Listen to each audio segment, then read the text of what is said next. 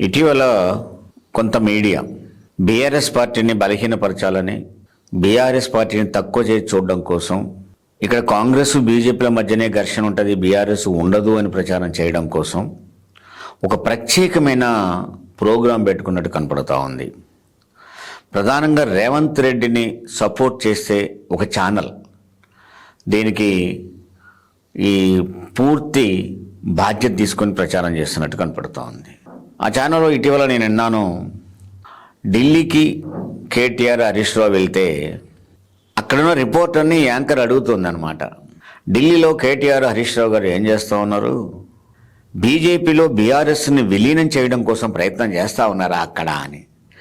అంటే ప్రజలు నవ్వుకుంటున్నారన్న ఒక విషయం కూడా వాళ్ళకి తెలియకుండా పోతూ ఉంది. బీఆర్ఎస్ అనే దాన్ని నీకు అంత చిన్నగా ఎట్ట కనపడింది?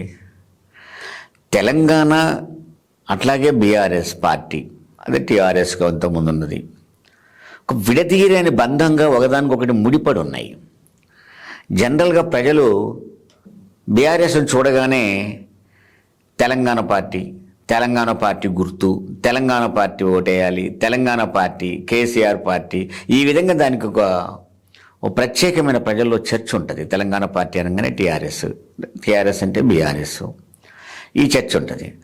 తెలంగాణలో టీఆర్ఎస్ని లేకుండా చేసి బీఆర్ఎస్లో కలుపుతారు అనేది ఒక ప్రచారం. ఎందుకలా అంటే కేవలం కవిత గారిని జైల్లో పెట్టారు కాబట్టి కవితని విడిపించుకోవడం కోసం బీఆర్ఎస్ని తీసిపోయి బీజేపీలో కలుపుతారు అని. కవిత మీద ఎక్కడ కేసు నిరూపణ కాలే, ఇప్పటివరకు దర్యాప్తు సంస్థలు చేసింది కూడా ఏం లేదు. ఆ దర్యాప్తు సంస్థలు ఇప్పటిదాకా ఏం చేయలేదని తిరిగి మళ్ళా కవిత గారి అడ్వకేట్స్ ప్రశ్నిస్తున్న తీరు. బెయిల్ అనేది ఎవరికైనా రావాల్సిందే, ఒకరోజు అటు ఇటుగా రావాల్సిందే. ఇది రేవంత్ రెడ్డి కేసులో నుంచి జైలుకు పోయి బెయిల్ మీద వచ్చాడు. అప్పుడు బెయిల్ రావడానికి ఏ పార్టీలో రేవంత్ రెడ్డి విలీనం చేశాడు? జైలుకు పోయిన ప్రతి ఒక్కరు బెయిల్ మీద వస్తారు, రేపు కవితమ్మ కూడా వస్తుంది. అంటే కేవలం కవితని విడిపించుకోవడం కోసం బీఆర్ఎస్ని బీజేపీలో కలిపేస్తున్నారు అని ఒక ఛానల్ ప్రచారం. మరి ప్రజలు నవ్వుకుంటారన్న ప్రచారం ఉండాలి కదా, తెలిసి ఉండాలి కదా. అన్నిటికంటే ముందు ఎందుకు జరుగుతుంది ప్రచారం అనే దాన్ని ఒక్కసారి మనం విశ్లేషించుకుంటాం. ఎందుకు జరుగుతుంది? అసలు బీజేపీలోకి రేవంత్ రెడ్డి వెళ్తున్నాడు తన టీంతో అని ఇంకో ప్రచారం జరుగుతూ ఉంది. ఆ ప్రచారాన్ని అడ్డుకోవడం కోసమే ఈ ప్రచారాన్ని ముందుకు తీసుకొస్తున్నాడు రేవంత్ రెడ్డి అండ్ కంపెనీ అనేది మనకు తెలుస్తూ ఉంది. ఎందుకని? కాంగ్రెస్ వేరు, రేవంత్ రెడ్డి వేరు. కలిసి వచ్చింది ఆయనకి, కాంగ్రెస్కు నాయకుడు అయ్యాడు, ముఖ్యమంత్రి అయ్యాడు. కానీ ఏ కాంగ్రెస్ లీడరు రేవంత్ రెడ్డిని స్వీకరించినట్లేడు. రేవంత్ రెడ్డి కాంగ్రెస్లో చేరేటప్పటికి ఉన్న కాంగ్రెస్ వాదులు ఎవ్వరు కూడా రేవంత్ రెడ్డిని కాంగ్రెస్ ముఖ్యమంత్రిగా చూడట్లేదు. ఆ పరిస్థితులలో ఏమవుతుంది?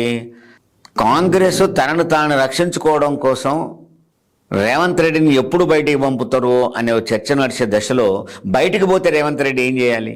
అందుకని తన టీముని ఇతర పార్టీలను చేర్చుకోవడం ద్వారా కానీ, ఇంతకుముందు కొత్తగా సీట్లు ఇచ్చిన వాళ్ళ విషయంలో కానివ్వండి, ఒక టీముని మెయింటైన్ చేసుకున్నాడు. కాంగ్రెస్కు రేవంత్ రెడ్డికి మధ్యన ఘర్షణ పెరిగితే, అంటే అంటే పాత కాంగ్రెస్కు రేవంత్ రెడ్డి కాంగ్రెస్కు కనుక ఘర్షణ పెరిగితే తన టీముతో అర్జెంటుగా బీజేపీలోకి వెళ్ళే ప్లాన్ రూపొందించుకుంటున్నాడు రేవంత్ రెడ్డి. అది బీజేపీకి తెలుసు, ఆ చర్చల్లో కూడా వాళ్ళకు ఉన్నది. అందుకని ఏం చేస్తూ ఉన్నారు?